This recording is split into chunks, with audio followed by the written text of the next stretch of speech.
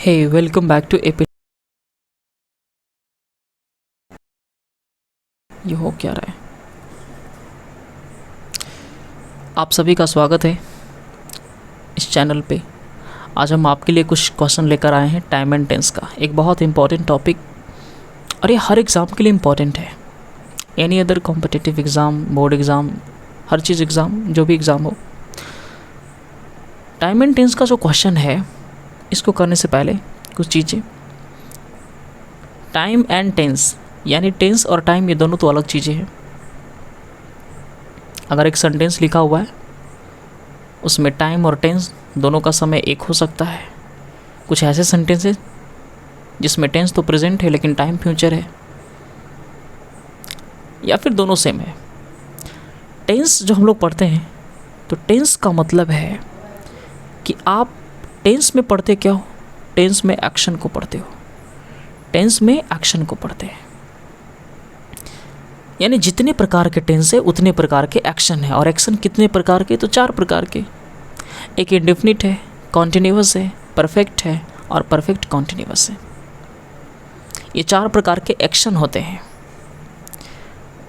Time and tense का ये जो ऑब्जेक्टिव क्वेश्चन है, इसको करने से पहले थोड़ा सा सब्जेक्ट वर्ब एग्रीमेंट, इसके बारे में भी जान लेते हैं। इसका भी थोड़ा रोल है। सब्जेक्ट वर्ब एग्रीमेंट में होता है कि सब्जेक्ट और वर्ब, इसके बीच एग्रीमेंट होता है। कैसे? नेचर के आधार पे। कहने का मतलब है कि सब्जेक्ट का भी 2 नेचर होता है, सिंगुलर और प्लूरल।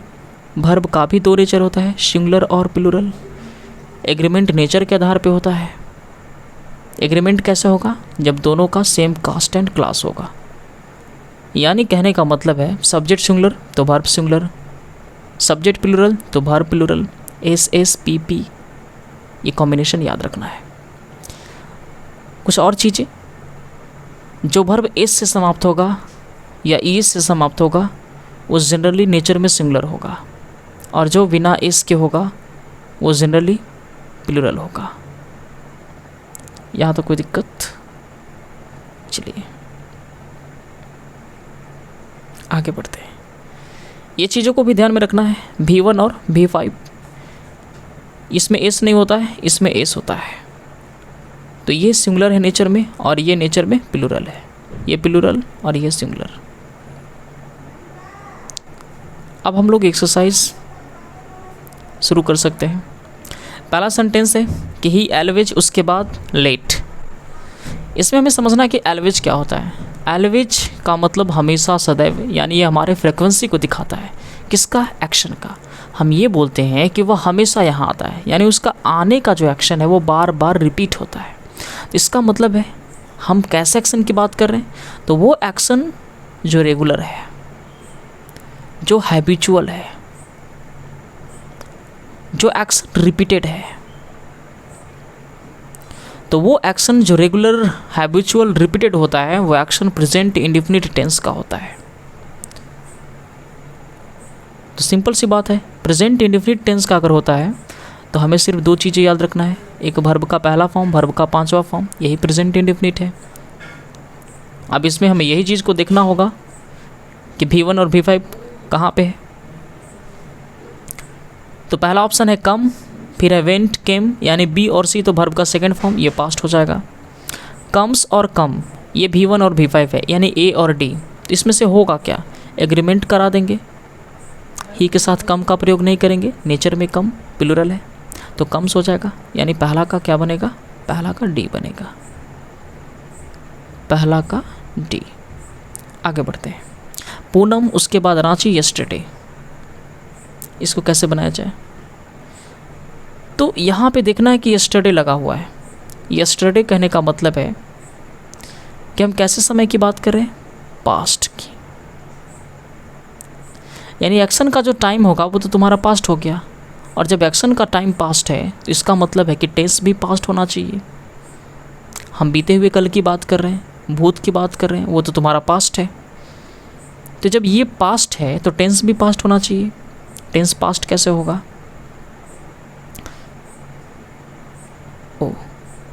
यहाँ पे तो है ना। चलिए, तो यहाँ पे ऑप्शन नंबर ए है कि लिव, फिर है लिफ्ट, इज लिविंग और फिर है लिव्स। लिव कहने का मतलब वर्ब का पहला फॉर्म, ये प्रेजेंट है। इज लिविंग ये भी प्रेजेंट है। लिव्स वर्ब का पांचवा रूप, ये भी प्रेजेंट है। तो लिफ्ट वर्ब का सेकंड फॉर्म होता है, ये पास्ट है, यानी यहाँ पे क्या होगा, लेफ्ट।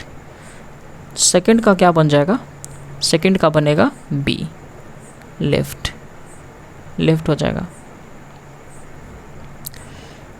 एक चीज़ यहाँ पे ध्यान देंगे कि अगर आपको किसी भी सेंटेंस में यस्टरडे, द प्रीवियस डे, एगो, बिफोर, लास्ट नाइट ऐसे वर्ड अगर दिखते हैं तो आप समझ लेना कि वो पक्का जो है कौन से टेंस का है, सिंपल पास्ट का।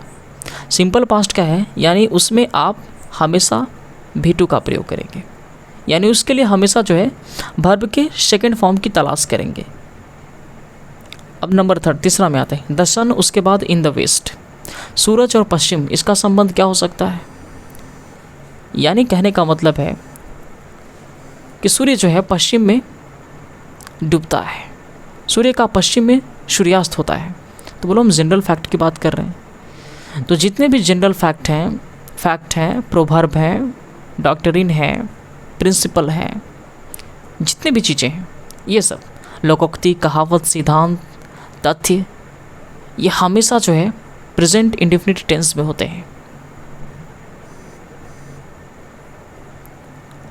तो यहाँ पे जो हम बात कर रहे हैं कि सूरज पश्चिम में डूबता है या सूरज का पश्चिम में सूर्यास्त होता है, ये चीज़ें हमेशा होने वाली है, रेगुलर रिपीटेड एक्शन है, ये फैक्ट की हम बात कर रहे हैं। इसका मतलब है कि हम V1 और V5 की तरफ चलेंगे, V1 और V5 इसमें ढूंढा जाए।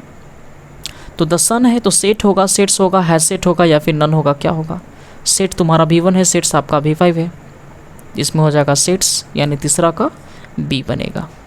और ये चीज़ें ध्यान में रखेंगे, general fact, proverb, doctrine, principle, इन सब के लिए आप हमेशा प्रेजेंट इंडेफिनिट टेंस का प्रयोग करते हो।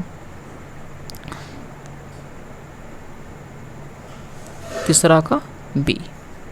चौथा में वी इंग्लिश फॉर 10 ईयर्स, हम लोग अंग्रेजी 10 सालों से। इसमें क्या चीज़ें ध्यान रखना है, अगर आपको कहीं भी किसी सेंटेंस में सिंस या फिर आपको 4 दिखता है और प्लस में टाइम, तो आप ये पक्का समझ लेंगे, कंफर्म कर लेंगे कि या तो उसमें कौन सा टेंस, वो परफेक्ट टेंस होगा या फिर वो परफेक्ट कॉन्टिन्यूअस होगा, या तो परफेक्ट या फिर परफेक्ट कॉन्टिन्यूअस। सिर्फ कॉन्टिन्यूअस की हम बात नहीं कर रहे हैं, या तो परफेक्ट या परफेक्ट कॉन्टिन्यूअस। परफेक्ट में हैज़ या है प्लस बीन प्लस नाउन या अदर वर्ड भी होता है। नेगेटिव सेंटेंस अगर परफेक्ट का होगा उसमें आप सिंस 4 का प्रयोग करते हैं, और परफेक्ट कॉन्टिन्यूअस अफर्मेटिव या फिर किसी भी फॉर्म में हो आप उसमें भी सिंस और 4 का प्रयोग करते हैं। अब यहाँ पे खोजेंगे क्या है, तो we English for 10 years, learn verb का पहला फॉर्म, लर्न्स वर्ब का पांचवा, ये दोनों प्रेजेंट है, इंडेफिनिट है, ये नहीं होगा। आर लर्निंग कॉन्टिन्यूअस है, ये भी नहीं होगा। एक बचा डी, हैव बीन लर्निंग, ये आपका परफेक्ट कॉन्टिन्यूअस है, बिल्कुल इसके लिए सेटेबल है।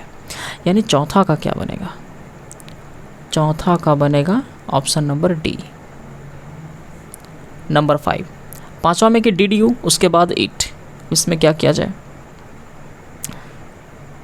एक चीज़ ध्यान रखेंगे, आपको अगर कहीं भी किसी भी सेंटेंस में, दुनिया का कोई भी सेंटेंस हो, अगर उसमें ये 3 चीज़ें दिखती हैं, डू, डज या फिर डिड, डू, डज, डिड, तो दुनिया का कोई भी सेंटेंस हो, किसी भी फॉर्म में हो, अफर्मेटिव में, नेगेटिव में, इंटरोगेटिव में, WH इंटरोगेटिव में या किसी भी में हो, तो आप हमेशा इसके साथ जो है आजीवन हमेशा V1 का प्रयोग करेंगे, वर्ब का पहला फॉर्म। आइए, तो यहाँ पे है डिड यू, अब इसमें वर्ब का पहला फॉर्म खोज लीजिए, डन, डिड, डू, नन, इसमें से क्या होगा, तो वर्ब का पहला फॉर्म क्या होता है, सबको पता है, डू होता है, नहीं पता तो फिर पता करो, पढ़ते क्या हो। चलिए नंबर 6, छठा में कि हैव दे, मे बिफोर, ये बहुत आसान क्वेश्चन है, सॉल्व कीजिए कैसे होगा। एक चीज़ याद रखेंगे, हैज़, हैव और हैड। ये आपको कहीं भी दिखते हैं, हैज़, हैव, हैड। तो ये दिमाग में चीज़ें फिक्स कर लेनी है कि हैज़, हैव, हैड के बाद आजीवन हमेशा वर्ब का थर्ड फॉर्म होता है। हमेशा हैज़, हैव, हैड के बाद वर्ब का तीसरा रूप होगा। अब इसमें थर्ड फॉर्म खोज लेंगे। अब इसके बाद V1 का प्रयोग नहीं होता है, V2 का प्रयोग नहीं होता है, V4 का प्रयोग नहीं होता है, V5 का प्रयोग नहीं होता है, तो होता किसका है? वर्ब के तीसरे रूप का। ये सिंपल चीज़ है। अब इसमें देखो हैव दे, उसके बाद वर्ब का तीसरा फॉर्म खोजा जाए, सी, सीन और फिर शाह है या फिर सींग है, लास्ट में डी ऑप्शन सीन। इसमें से क्या होगा? तो वर्ब का तीसरा रूप सीन है, यानी छठा का क्या बनेगा? छठा का आपका क्या हो जाएगा? सीन। सीन यानी कहने का मतलब है बी ऑप्शन हो जाएगा। किन्हीं को ज़्यादा दिक्कत होगा तो वो नीचे कमेंट करेंगे, उनके लिए कुछ अलग से बनाया जाएगा। नंबर 9 में कि don't make a noise my children, शोरगुल मत करो, हल्ला मत करो माई चिल्ड्रेन, क्योंकि मेरे बच्चे जो हैं सोते हैं, सो रहे हैं, सो गए थे, स्लीपिंग, एक ही चीज़ है। अब यहाँ पे क्या करें? अगर एग्रीमेंट के हिसाब से चलेंगे तो इज स्लीपिंग तो होगा नहीं, क्योंकि चिल्ड्रन है, एक से अधिक बच्चों की बात कर रहे हैं। स्लेप्ट एग्रीमेंट हो सकता है, आर स्लीपिंग इसका भी एग्रीमेंट हो सकता है, स्लीप इसका भी एग्रीमेंट हो सकता है। तो जब तीनों का एग्रीमेंट होगा तो इसका मतलब है कि हमें एक्शन को समझ करके काम करना होगा। तो यहाँ पे क्या करेंगे? डोंट मेक अ नॉइज, कैसी एक्शन है ये? तो हल्ला मत करो, मेरे बच्चे सो रहे हैं, यानी ये एक्शन जो है वो कॉन्टिन्यूअस का है। जो एक्शन बोलने के समय, बोलने के वक्त जो एक्शन जारी होता है, हम उसे क्या बोलते हैं? प्रेजेंट कॉन्टिन्यूअस टेंस का एक्शन। तो हम ये कह रहे हैं कि डोंट मेक अ नॉइज, हल्ला मत करो, उसी समय दूसरे एक्शन को रिप्रेजेंट कर रहे हैं। वो एक्शन चल रहा है, हल्ला मत करो, मेरे बच्चे सो रहे हैं। तो यहाँ पे क्या बन जाएगा? आर स्लीपिंग, यानी नंबर 9 का क्या बनेगा? B option. 10 में आते हैं। 10 में कि ही नेवर, उसके बाद एलाई। एक चीज़ याद रखेंगे कि जो रेगुलर हैबिचुअल रिपीटेड एक्शन को रिप्रेजेंट करने वाले कुछ एडवर्ब्स हैं वो आपके कौन कौन से हैं? तो एलवेज हैं, सेल्डम है, नेवर है, hardly, scarcely, sometimes, daily, every day, every morning, once a week, once a day, twice a day. ये सभी जो वर्ड्स हैं, ये सारे जो एडवर्ब्स हैं वो आपके रेगुलर हैबिचुअल रिपीटेड एक्शन को रिप्रेजेंट करते हैं। इसका मतलब है कि कौन सा टेंस हुआ? Present indefinite. प्रेजेंट इंडेफिनिट यानी क्लियर है, V1 या V5। अब इसमें सेलेक्ट कर लेंगे V1 होगा कि V5 होगा, एग्रीमेंट करा देना है, सिंपल। हैज़ टोल्ड तो प्रेजेंट परफेक्ट का, ये तो होगा नहीं, नन ऑफ दिस, इसकी छोड़ दीजिए, बात ही नहीं कीजिए। ए और बी, टेल या टेल्स, तो ही नेचर में सिंगुलर है, तो हमको चाहिए सिंगुलर पर, एस वाला सिंगुलर होगा, यानी बी हो जाएगा टेल्स। 10 का क्या बनेगा? टेल्स हो जाएगा। ये 10 क्वेश्चन है टाइम एंड टेंस का।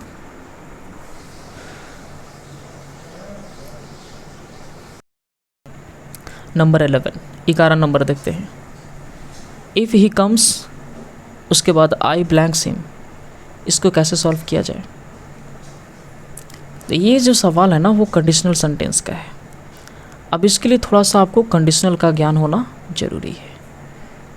कंडीशनल जो सेंटेंस होता है इसमें 2 क्लाउज होते हैं, एक होता है सबऑर्डिनेट क्लाउज, एक होता है प्रिंसिपल क्लाउज। सबऑर्डिनेट क्लाउज उस क्लाउज को कहते हैं जो डिपेंडेंट होता है, प्रिंसिपल क्लाउज के मीनिंग पे वो डिपेंड करता है, इसलिए उसका नाम डिपेंडेंट क्लाउज है। प्रिंसिपल मीनिंगफुल होता है, इंडिपेंडेंट होता है। ये सबऑर्डिनेट क्लाउज को आप आसानी से पहचान सकते हो, जो क्लाउज इफ़ से, अनलेस से, अनटिल से, व्हेन से, आफ्टर से, बिफोर से अगर शुरू होता है तो उस क्लाउज का नाम सबऑर्डिनेट क्लाउज। जो बिना किसी कंजंक्शन के शुरू होता है उसका नाम प्रिंसिपल क्लाउज। यहाँ पे समझना ये है कि कंडीशनल सेंटेंस में जो 2 क्लाउज होता है, सबऑर्डिनेट और प्रिंसिपल, इसमें ध्यान देंगे कि अगर आपका क्लाउज यानी कि सबोर्डिनेट क्लाउज का टेंस अगर प्रेजेंट इंडेफिनिट है, जो क्लाउज इफ से, अनलेस से, अनटिल से, बिफोर से, आफ्टर से, व्हेन से अगर शुरू होता है, उस क्लाउज का टेंस अगर प्रेजेंट इंडेफिनिट है, यानी कहने का मतलब है कि V1 या V5, तो प्रिंसिपल क्लाउज का जो टेंस होगा वो हमेशा सिंपल फ्यूचर होगा। ये वाला जो क्लाउज है वो हमेशा सिंपल फ्यूचर, यानी कहने का मतलब है यहाँ पे शैल या विल प्लस V1 का प्रयोग करेंगे। चलिए वापस आते हैं क्वेश्चन पे। तो यहाँ पे देखो इफ़ ही कम्स, यानी एक क्लाउज तो दिया हुआ है if he comes present indefinite का, तो बचा प्रिंसिपल क्लाउज। इफ से स्टार्ट हो रहा है तो सबऑर्डिनेट क्लाउज है, तो प्रिंसिपल क्लाउज में क्या लगाएंगे? प्रिंसिपल क्लाउज में होगा सिंपल फ्यूचर, यानी हेल्प और शैल हेल्प, वुड हेल्प, और फिर एक है नन ऑफ दीज। इसमें से क्या होगा? हेल्प तो होगा नहीं, हमें क्या चाहिए? सिंपल फ्यूचर का। सिंपल फ्यूचर में क्या है? शैल हेल्प, वुड हेल्प होगा नहीं, तो 11 नंबर का क्या बनेगा? 11 नंबर का बनेगा बी। 11 नंबर का बी हो जाएगा शैल हेल्प। 12 नंबर में my friend this work and are ago. हम पहले आपको क्या बताएं कि यस्टरडे, बिफोर, क्या बोले कि यस्टरडे, एगो, before, previous day, last night, अगर ऐसे वर्ड रहते हैं किसी भी सेंटेंस में तो कंफर्म कर लेना है कि वो सेंटेंस जो है सिंपल पास्ट का है। एगो लगा हुआ है, सिंपल पास्ट इसमें से खोज लीजिए। Finish, finished, finishes, none of which. Finish और फिनिशेस V1 V5 है, बी ऑप्शन हो जाएगा, यानी 12 का क्या बनेगा? बी बन जाएगा। छोटे छोटे जो पॉइंट्स हैं आप उसे लिखते चलेंगे। The chief ministers here tomorrow, मुख्यमंत्री कल यहाँ आएंगे। Comes, come, shall come, will come. अब यहाँ टुमारो लगा हुआ है, इसका मतलब है कि एक्शन का जो टाइम है वो तो फ्यूचर का होगा। नहीं समझे? यानी घटना जो होगा वो तो फ्यूचर का होगा, क्योंकि हम कल की बात करें, और कौन सा कल? आने वाला कल। तो घटना का जो समय है वो तो फ्यूचर का है, लेकिन टेंस क्या होगा? फ्यूचर या प्रेजेंट ही होगा। तो इसके लिए जो है ना, हम यहाँ पे दो चीज़ें देखो, अगर आप विल कम लगाओगे तो गलत हो जाएगा। एक्शन दो प्रकार के होते हैं, एक एक्शन होता है फिक्स्ड और एक होता है नॉट फिक्स्ड। एक एक्शन होता है फिक्स्ड, एक होता है नॉट फिक्स्ड। दोनों में सेंस होगा हिंदी का सेंस फ्यूचर का, यानी गा गेगी रहेगा। तो जो फिक्स्ड एक्शन होता है उसको हम प्रेजेंट इंडेफिनिट में रखते हैं, जो नॉट फिक्स्ड होता है वो तुम्हारा फ्यूचर का हो जाता है। जैसे हम बोलेंगे कि प्रधानमंत्री कल यहाँ आएंगे, मुख्यमंत्री कल यहाँ आएंगे, तो उनका आना तय है, 90% से एबव पॉसिबिलिटी है उनके आने का, कोई रोक नहीं सकता है, यानी बहुत कम चांसेस है। सिक्योरिटी अगर ब्रीच होता है, किसी प्रकार का हमला होता है, या कोई और प्रॉब्लम हो सकते हैं, कुछ नेचुरल प्रॉब्लम हो सकते हैं, तो इसमें जो है वो नहीं आ सकते हैं, नहीं तो उनका आना तो तय है।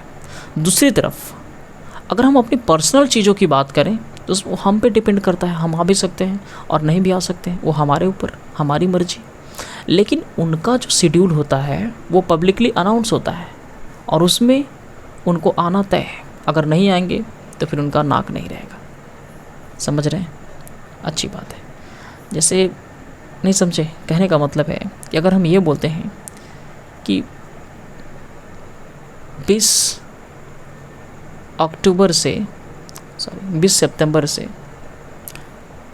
भारत और ऑस्ट्रेलिया के बीच मैच खेला जाएगा, या कल टेस्ट मैच शुरू होगा, तो बोलिए मैच शुरू होने से कोई रोक सकता है?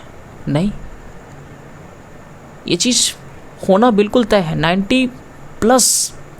95% से भी अधिक संभावना है, पॉसिबिलिटी है कि ये एक्शन जो है कंप्लीट होगा तो होगा। तो ऐसे एक्शन को जो है ना हम फिक्स्ड एक्शन मानते हैं, और जो फिक्स्ड एक्शन होता है उसे हम प्रेजेंट इंडेफिनिट टेंस में रखते हैं, यानी उसके लिए हमेशा प्रेजेंट इंडेफिनिट टेंस का प्रयोग करेंगे।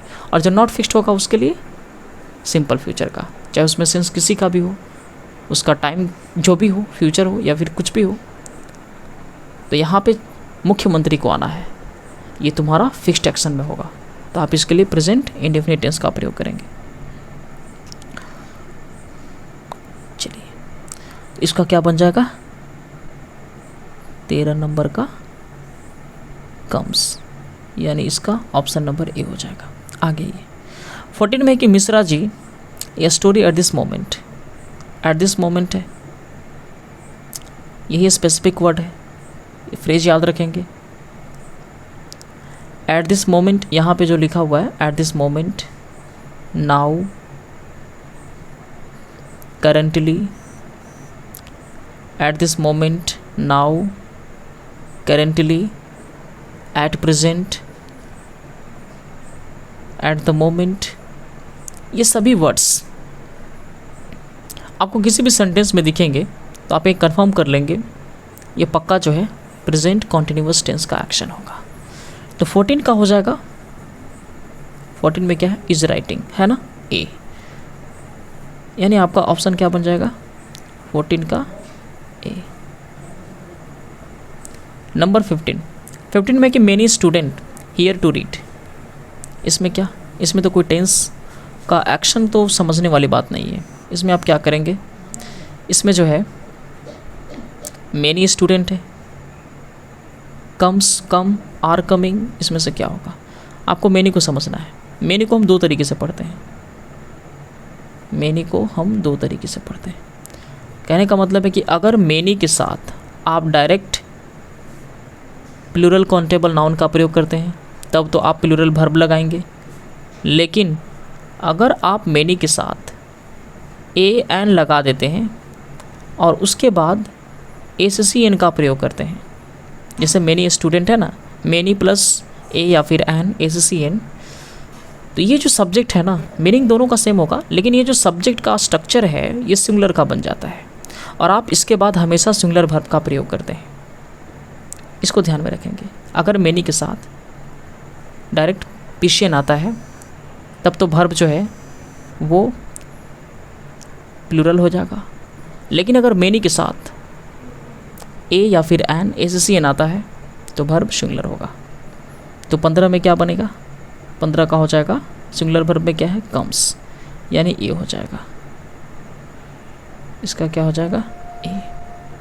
आइए 16 में है the man before the doctor केम, तो ये आपका डबल क्लाउज का सेंटेंस हो गया।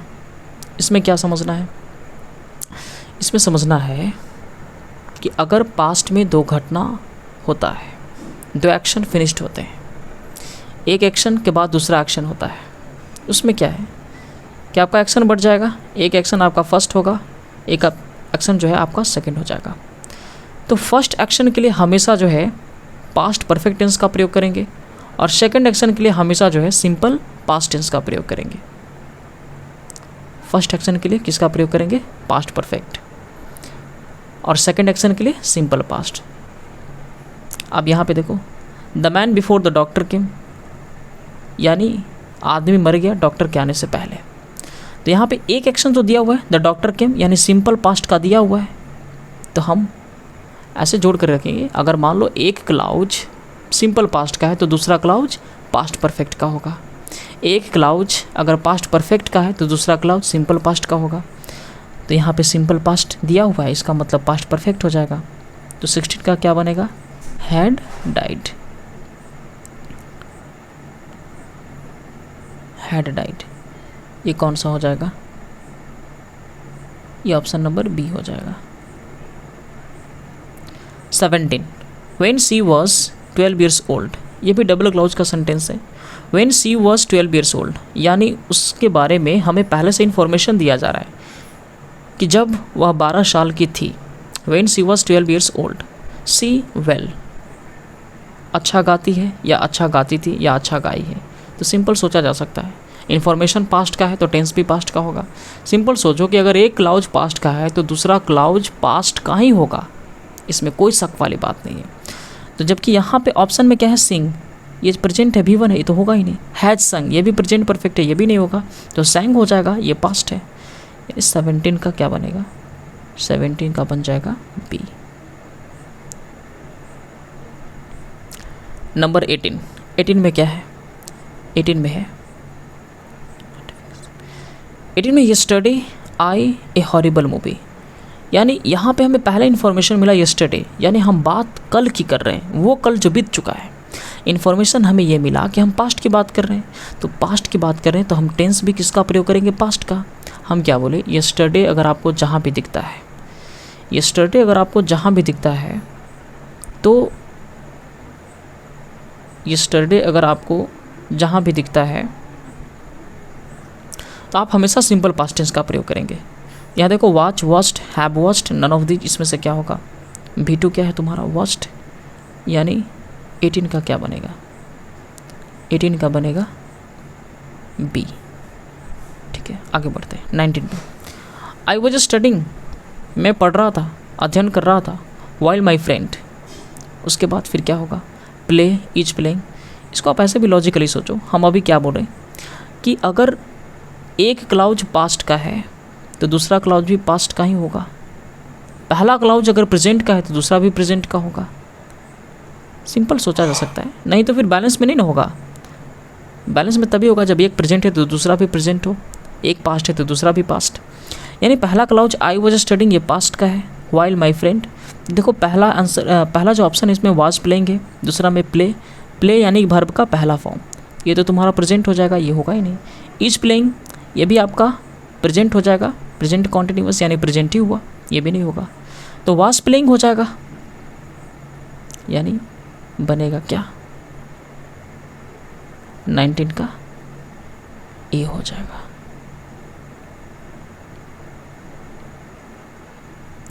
ऐसे भी आप देखेंगे वाइल का प्रयोग जो है ना, पास्ट कॉन्टिन्यूअस का डबल क्लाउज को जोड़ने के लिए किया जाता है। पास्ट कॉन्टिन्यूअस में यानी तब किया जाता है जब दो एक्शन पास्ट में एक ही समय में एक ही साथ घटित होते हैं, तो उसमें वाइल का प्रयोग किया जाता है एज ए कंजंक्शन के रूप में, और दोनों तरफ पास्ट कॉन्टिन्यूअस टेंस होते हैं। तो ये 19 क्वेश्चन है। टाइम एंड टेंस के कुछ और क्वेश्चंस आएंगे अगले वीडियो में, तो आप इन क्वेश्चंस को सॉल्व करने से पहले इन सारे क्वेश्चंस का ये जो वीडियो है ना उसको पॉज कर लेना, उसमें आप पहले खुद से बना लेना, और उसके बाद जो है ना आंसर को मिलाना। दिक्कत होगा यहाँ पे एक्सप्लेन हम कर ही दिए, उसके बाद भी अगर दिक्कत है आप नीचे कमेंट में करेंगे जो भी आप कहना चाहते हैं। और बाकी हम कोशिश करते हैं कि आपको जो है इस प्रकार के क्वेश्चंस और भी टॉपिक से मिले। इसके लिए जो है आप बस इस वीडियो को शेयर कीजिए, वहाँ तक पहुँचाइए, नीचे कमेंट कीजिए, हमें एनर्जी मिलता है, इससे थोड़ा सा काम करने में मज़ा आता है। बाकी वीडियो देखने के लिए पूरा अंत तक आपको तहे दिल से धन्यवाद। Thank you so much.